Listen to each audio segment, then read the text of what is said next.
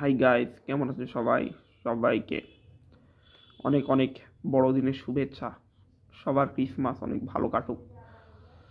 So আজকে আমার চ্যানেলটা সবাই সাবস্ক্রাইব করে নিন। আজকে আমরা সব কথা বলবো যে সাকিব অ্যান্ড তামিম কি চ্যাম্পিয়ন্স ট্রফি খেলতে পারবে। চ্যাম্পিয়ন্স ট্রফি খেলাটা কিন্তু তাদের জন্য একদমই মুখের কথা নয়। সাকিব কিন্তু তার বোলিং অ্যাকশন একে তো নিষিদ্ধ, তারপর দেশের অর্ধেক জনতা তাকে চায় না। তো সে দেশে আসলে যদি কোনো কিছু বিব্রতকর ঘটনা ঘটে, এই জন্য সে বিপিএল কিন্তু খেলতে পারবে না, এটা 100% ছিল।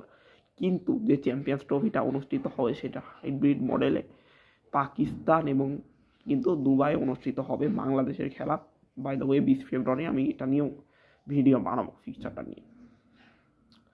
ওয়েট করে অপেক্ষা করতে পারেন, আর নোটিফিকেশন অন করে রেখে পারেন, যদি আমি ভিডিও বানাই আপনাদের কাছে যেন চলে যায়।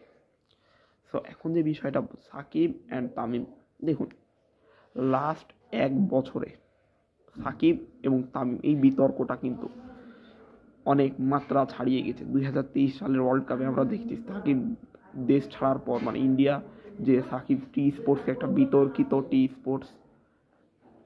টি স্পোর্টসে ইন্টারভিউ দিয়েছেন, সেখানে সেখানে সে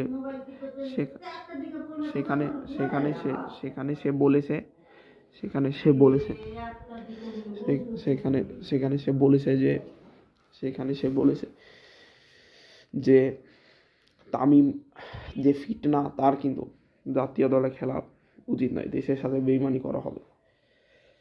পরে কিন্তু 2023 সালে ওয়ার্ল্ড কাপে দেখা গেল সাকিবও ফিট না থেকেই চোখের সমস্যা নিয়ে পুরো ওয়ার্ল্ড কাপ খেলেছে।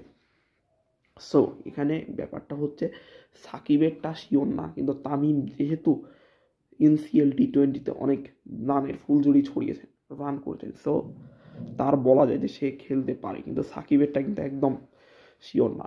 ফারুক আহমেদ কিন্তু বলেছে যে যারা অবসর নেয়নি তারা খেলতে পারে। তার মানে এই না যে সাকিব, এটা একটা ফর্মালিটি করেছে, উনি বলেছেন আমাদের সম্মানিত বোর্ড প্রেসিডেন্ট, কিন্তু তার মানে যে এই না যে সাকিব খেলবে। এখন ধরেই নিয়েছে আমাদের সাংবাদিকরা যে সাকিব খেলবে।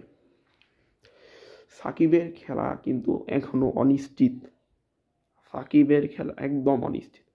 আমি চাই এজ এ সাকিবিয়ান, আমি চাই যে সাকিব খেলুক, কিন্তু আসলে কিন্তু বাস্তবতা এটাই যে সাকিবের খেলা নিশ্চিত না, সাকিব এখনো অনিশ্চিত খেলাতে। তো চ্যাম্পিয়ন্স ট্রফিতে যদি সাকিব অ্যান্ড তামিম দুইজনই খেলে তাহলে কিন্তু আমাদের দেশের জন্য খারাপ হবে না, ভালোই হবে।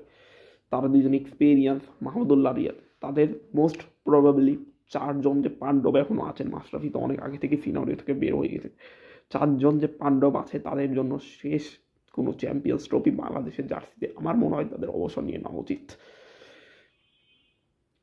সো আমরা তো চাইবো যে সবাই যেন মাঠ থেকে অবসর নেয়, জন্য আমরা চাইবো যে 4জনই খেলে অবসর নেয়, যাতে বাংলাদেশ ক্রিকেট ফ্যান হিসাবে আর বাংলাদেশ চ্যাম্পিয়ন্স ট্রফিতে ভালো কিছু করুক, এটাই আশা।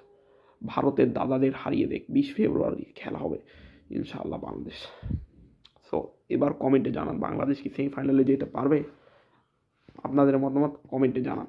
আর হ্যাঁ, এটাও কি মনে হয় যে সাকিব কি বাংলাদেশ হয়ে সাকিব তামিম দুইজনই চ্যাম্পিয়ন্স ট্রফিতে খেলবে না কমেন্টে অবশ্যই জানান।